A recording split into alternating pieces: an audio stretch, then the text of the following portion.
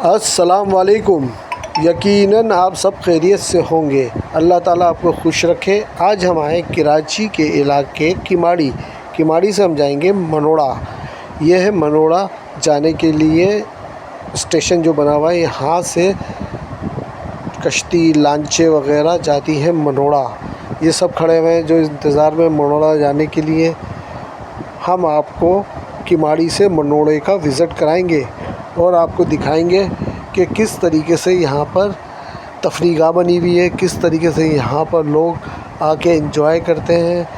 आपको हम सब नज़ारे कराएंगे समंदर के और दिखाएंगे आपको समंदर की तफरीह कराएंगे, सैर कराएंगे और आपको चलो दिखाते हैं मनोड़ा और मनोड़ा पे जाने के रास्ते किस तरीके से जाते हैं और आप देखें और एंजॉय करें।